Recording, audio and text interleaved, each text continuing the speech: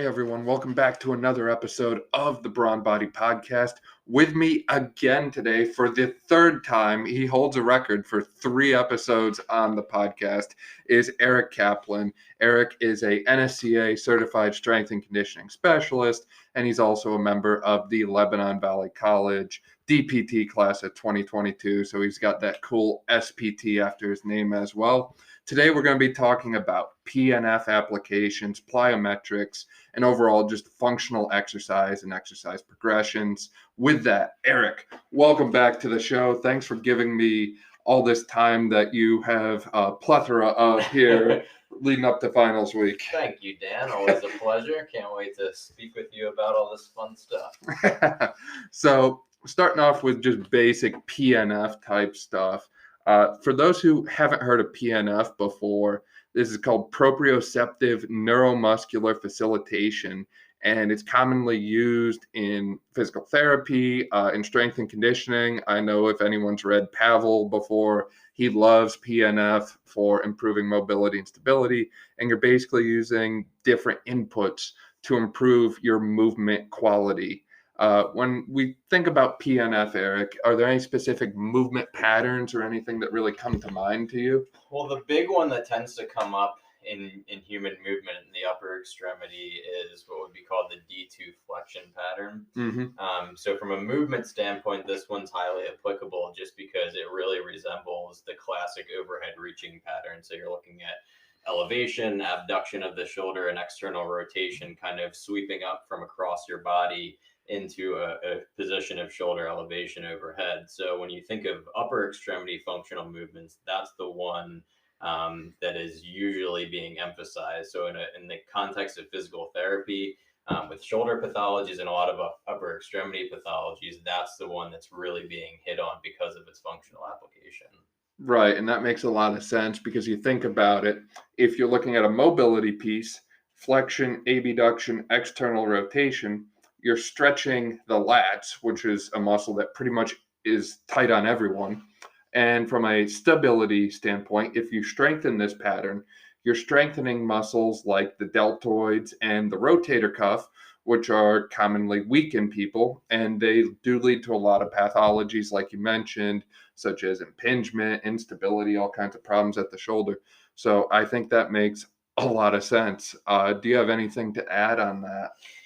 Yeah, I mean, I think that it's also a very trainable pattern, and it's a pattern that, going outside of the context of physical therapy, I think that there's a lot of opportunity to train that D2 flexion pattern that's often overlooked. You see a lot of people doing the front raises, the lateral raises, the scapular plane raises, and all of that's well and good, but you can really fill in the gaps by utilizing these PNF patterns that kind of just hit on the fact that human beings don't really move in single planes. From a functional standpoint, we're always crossing planes and moving within planes, and that's really what PNF allows you to emphasize. Right, so kind of using more like a sword raise kind of thing off of a cable column instead of like a shoulder raise. And obviously, like you said, that has better sport application on both the concentric and eccentric training component.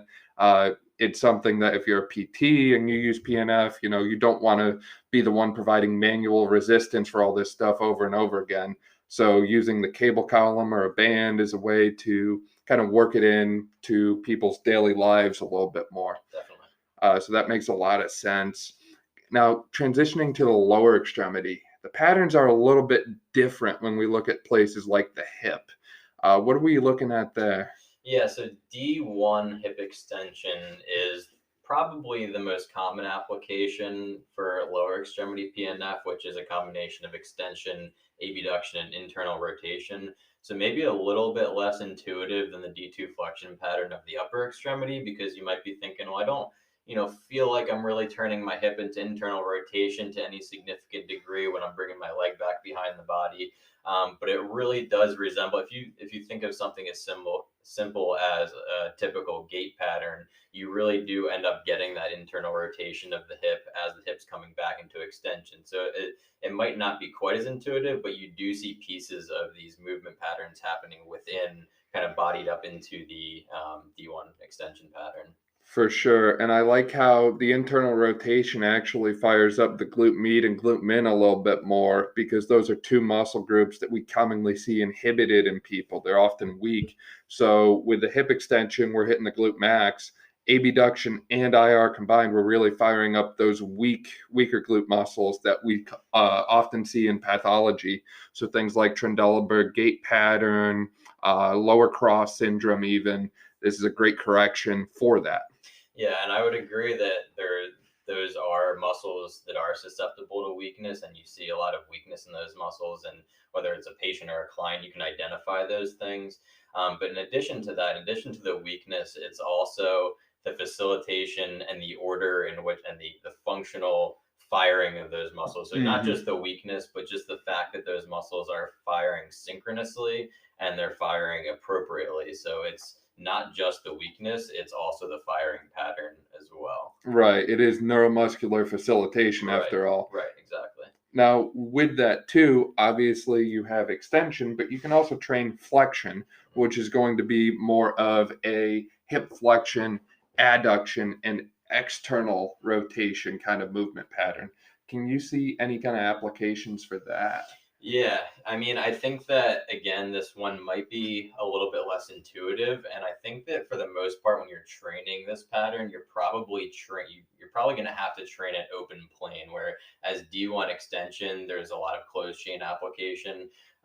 So if you think of a sport application like a soccer player or a kicker, a movement or a position in sports where there's a lot of follow through across the body into hip flexion, external rotation, where you're generating power and momentum and trying to kind of distribute weight across the body. I think that that's probably where this D2 flexion or D1 flexion pattern probably is coming into play the most. So we will come back to PNF in a few minutes when we talk about a nice functional exercise progression. But for now, we're going to talk about plyometrics because plyometric exercise actually incorporates a lot of things that apply to both PNF and functional exercise. If you've heard of things like muscle spindles, Golgi tendon organs, quick stretch effects, that sort of thing, that all applies to plyometrics. So, Eric, what exactly is the basis for plyometric exercise training? Well, plyometrics is a really good way to take advantage of some of the elastic properties of the muscles. So within the muscle fibers and the tendons, especially, you have something called series elastic component, which is basically this feature of muscles and tendons, and especially, again, the musculotendinous junction that respond to stretch. So under tension and stretch, you get this reflective and reciprocal forceful movement in the opposite direction that you're stretching. So, in the context of a plyometric exercise, you see a lot of stretching into a squat type position, followed by jumping, or starting at an elevated surface, moving down into a surface below, where you're again reinforcing that stretch of the quads or the glutes or the hamstrings. And then often that's followed by an additional forceful, powerful movement either into a jump or a bound or some type of explosive movement. So you could imagine the amount of carryover into sport, where power is really probably the most important component of fitness when it comes to training for a sport that you can access, because it really is what you need to function properly in a sport and to compete at a high level. For sure. No, I like how you touched on basically the phases of plyometrics, going from that eccentric stretch to a quick change. We call that the amortization phase, and that's the piece between the eccentric and concentric. So the stretch and the contraction, you want that to be as short as possible. And then you go right into that muscle shortening contraction effect with the concentric. And like Eric said, from a power standpoint, this is your bread and butter for power training. And this is going to hit those fast twitch muscle fibers, which we typically see in places like the glutes and throughout the legs. So from a sports standpoint, this has a big effect, but it also has a big effect in physical therapy and rehab because things like balance and fall deficits are a huge problem. And one of our balancing strategies is called the hip strategy and the stepping strategy. So if you can't correct your balance, if you're losing balance or you're about to fall with your ankle, you end up using your hips or taking a step. And these muscles, when strengthened, can help reduce things like fall risk. Now, as far as implementing these into a exercise program, how would we go about throwing plyometric training into exercise, whether it be functionally for sport or maybe for rehab? Well, I think from a sports standpoint, you really have to look at the sport very specifically and the physical demands that the sport is placing on the individual.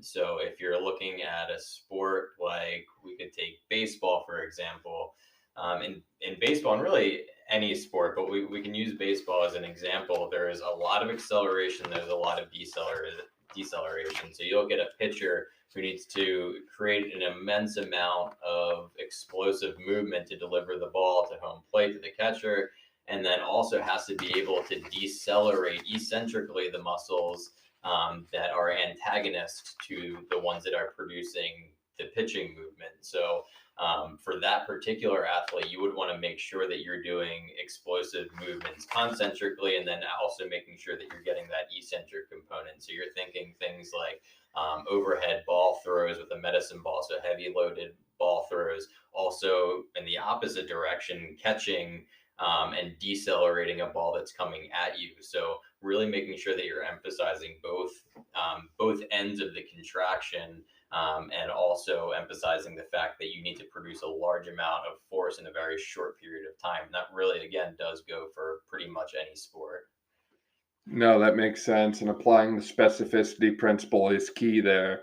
When we think about plyometrics, how often do we default to box jumps or broad jumps or, basic jumps and hops when in reality, a lot of sports involve those types of patterns, but not every sport does. I'm sure we could think of sports that don't involve a whole lot of jumping, for example, like a sprinter. You're not concerned about your ability to displace your body vertically if you're a sprinter. However, you do need to be explosive off the blocks. So maybe this is where you use a different type of plyometric application that's more sport specific. How about from a rehab standpoint?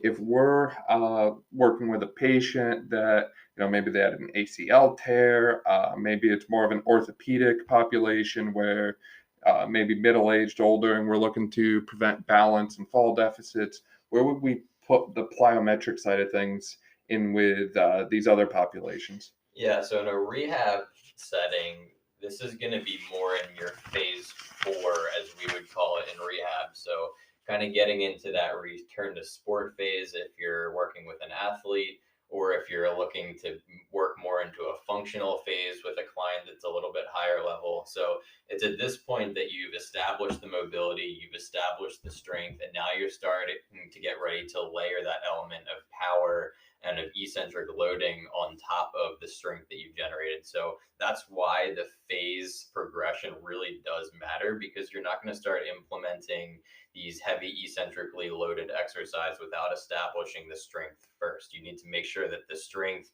the foundational strength is there before you can start layering the power and the eccentric loading on top of that. So I think that's where the progression becomes really critical. And really, the sky's the limit. Once you get to that point, you can start getting really creative with your prescription.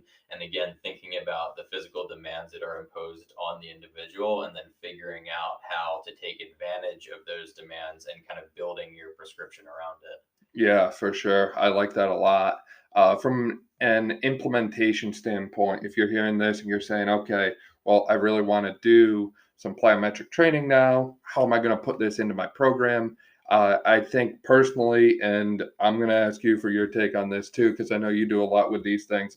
I usually go three to four sets, usually lower rep ranges, because these are very explosive, high demand movements, and you don't want to push through fatigue here, because when mechanics break down, your injury risk goes up, especially with landing and that sort of thing is concerned. Plenty of rest in between sets, 90 seconds to 2 minutes, because we are talking about a high level functional activity that's targeting those fast twitch muscle fibers. They do tend to fatigue easier. I like these in the middle of a workout or early on. I don't like to end with these because that's the point of maximal fatigue to begin with. And I also think you need to be smart about when you put these into your training. I would not put plyometrics in someone's training program if their focus is endurance. I know a lot of people do plyometrics for endurance, but that's not really what the point of them is. I also wouldn't use them as much in someone who is trying to do like a powerlifting kind of split, unless we're trying to maximize post-activation potential. That's a story for another time. But for the most part, if you're in that kind of general strengthening or sport specific or just trying to maximize performance, early to mid workout, 3 to 4 sets, lower rep range, 4 to 8 reps, plenty of rest in between. That's kind of where I fall for this. Do you kind of think the same? Or? Yeah, I think I would pretty much agree with all of that. I think that general strength and conditioning principles would suggest that in terms of the position within the workout, you want to keep these early in your workout. So you don't want to fatigue the muscles, like Dan said. You don't want to fatigue with general strengthening and hypertrophy type stuff, and then after that go into a plyometric workout. I think the risk of injury just way outweighs the benefit at that point. So I think from a position standpoint, that's kind of where you want to stick it towards the beginning. And then from there, in terms of specificity, really, again, I know it's kind of beating a dead horse, but you really do have to look at the individual and determine how plyometric training might benefit them. I think you could make an argument for an endurance athlete, just using your example, to do some low level plyometrics, just because we're calling it plyometric doesn't mean that it's 16-inch box jumps or 24-inch box jumps or whatever. It could be very low level bounding or single leg hopping, stuff like that from a, kind of a prehab standpoint where you're eccentrically loading the muscles, but you're not doing it in a way that is really putting you at risk of injury. So there is potential for lower level plyometric training in scenarios where you're with an athlete that maybe doesn't need that really heavy loaded power emphasis in their workouts. No, that makes a lot of sense. Now, kind of taking those two pieces and applying it to what you mentioned as a exercise progression. If you look online, you can Google core to the floor progressions, and you'll get millions of different results. There's a lot of different ways to strengthen the core and lower extremities. These muscles are all interconnected through different anatomical fascia systems. So if you look up the serapes or the sling systems, your glutes are literally connected to your lats. That's the posterior sling. Your adductors and hip flexors are literally connected through fascial systems to your oblique muscles in your core, and that's your anterior serape. And it goes so on and so on. But basically, everything is connected. So when it comes to your training, you should make sure it matches that connected kind of thing and not spend too much time isolating specific muscles and instead train the movement patterns that work multiple muscles. So with that, we have this 5-level progression that we use a lot. We're both pretty familiar with it by this point, I think. So we're going to walk you through these 5 levels. So when it comes to level 1, Eric, what are we looking at? I am a big fan of level 1 because it really is the foundation and it kind of informs the rest of the levels. And I think that people that don't start with level 1 and think that they're way beyond level 1 and don't need to think about it much in their own training or their clients' training or their patients' training, I think you're really selling yourself and the people that you're working with short. Because it really gets to the heart of what core stability is. So it starts with breathing. You have to make sure that you're able to breathe. You have to make sure that the diaphragm is being recruited properly and it's moving properly. And you can pick that out in a client or a patient really quick just by asking them to lay in an unloaded position and to just breathe. So you'll see a lot of, in people that have breathing dysfunction or diaphragmatic dysfunction, you'll see the chest coming out and expanding way more than it needs to. So you're getting, just these exhausted accessory respiratory muscles instead of just using the diaphragm for its intended purpose. So making sure that you have your patients and clients diaphragmatic breathingly effectively before you're loading the spine in any way. So establish that first. And then from there, you can start getting into some bracing. So TA activation, making sure that they know how to draw the belly button, then they're not, taking a breath in to draw the belly button. They're actually recruiting the TA and some of those deep core muscles. And then from there, you can start working into the bridge progression, which, once you get to the bridge progression and you get your clients and patients competent with that, then you start really getting into, you start opening a lot of doors when it comes to strengthening stability. So the bridge progression would typically start with just a standard two-legged bridge, where you're just working in the sagittal plane, and then you can switch that to a single leg bridge once they're competent, and now you're working in multiple planes. So you're kind of fighting that transverse plane, you're getting a rotational component, but you're still essentially, from a stability standpoint, working into hip extension in the sagittal plane. Yeah, spot on. And if you want, you can throw what's called a half get up in the end. It's half of the Turkish get up.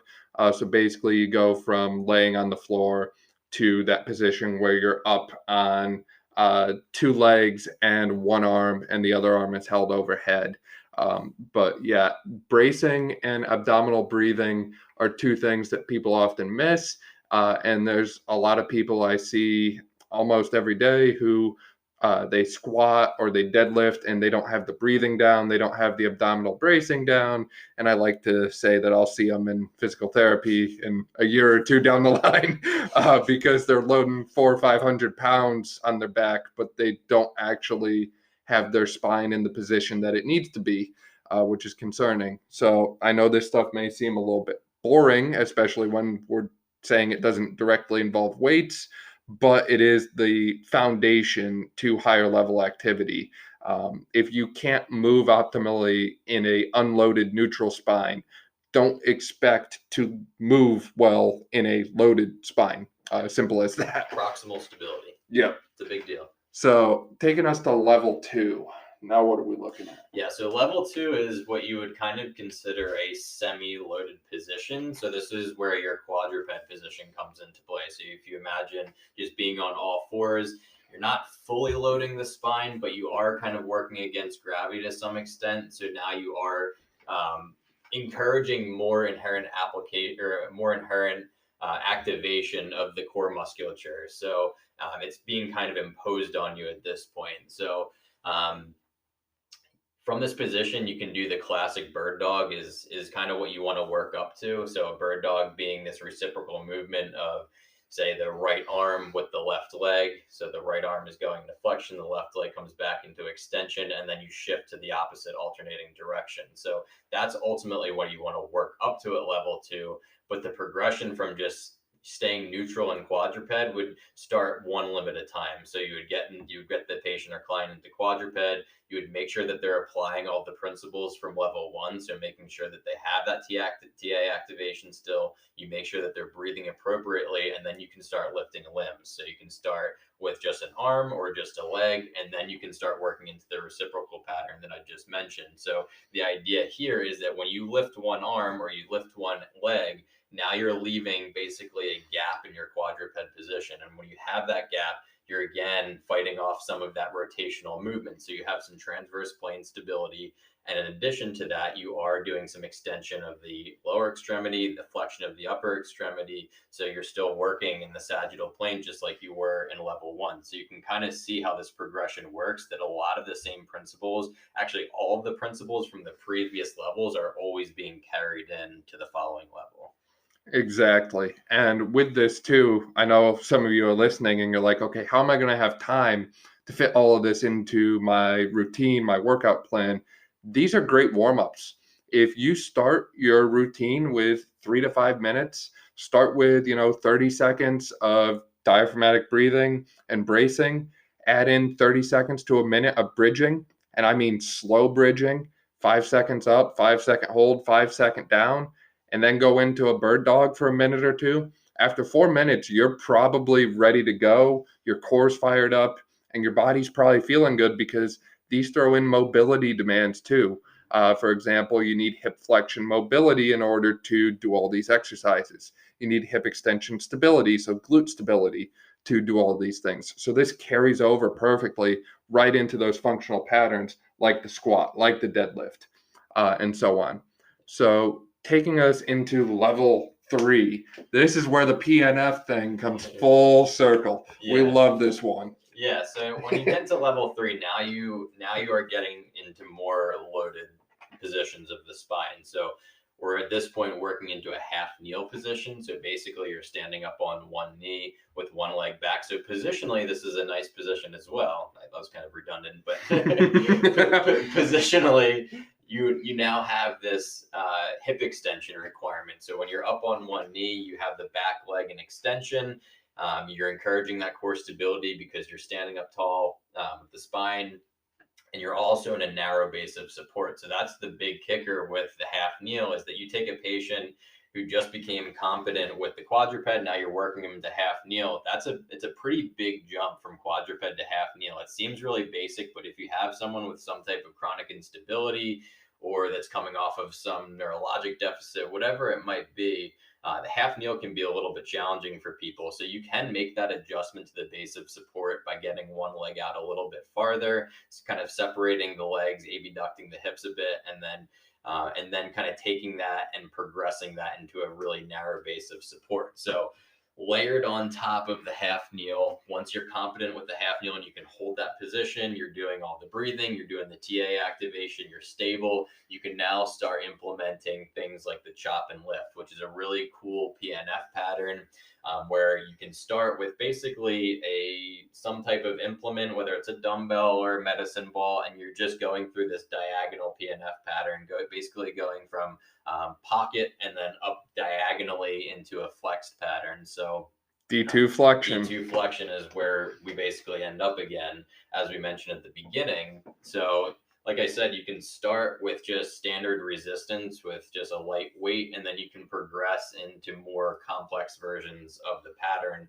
An isometric version of the exercise was taught to us, where basically the patient has their arms outstretched, and then the therapist or the trainer, whoever it might be, is applying some resistance or perturbations to the outstretched arms to, again, just emphasize that core stability and maintaining the half kneeling position.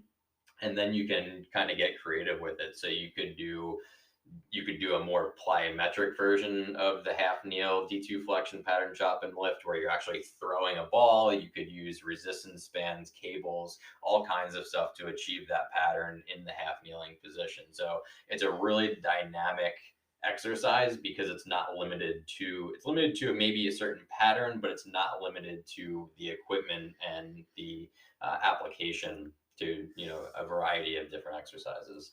Definitely. And the chop lift pattern and this PNF technique actually comes from Gray Cook. So if you've ever heard of the Gray Cook Movement Institution, he's also a big guy in the realm of physical therapy.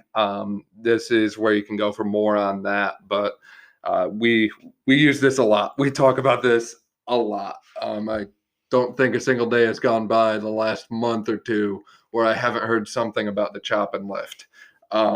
So taking us into level 4, level 5 here. Now we're starting to get into those movement patterns that we talked about before. So where are we looking at with level 4 and then kind of transitioning into level 5 directly? Yeah, level 4 is when you're starting to implement quote unquote functional exercise, more traditional functional exercise. So you're talking squats, goblet squats, a variety of different lunge patterns, med ball tosses. You're working with unstable surfaces, which you can start to kind of feed back into the other levels as well if you're pretty competent. But yeah, this is where you're getting into movements that require a pretty significant amount of mobility, and then layering the stability stuff on top of that. So you can imagine just, in talking about squats and lunges, that there is a ton of stuff that you can do with this.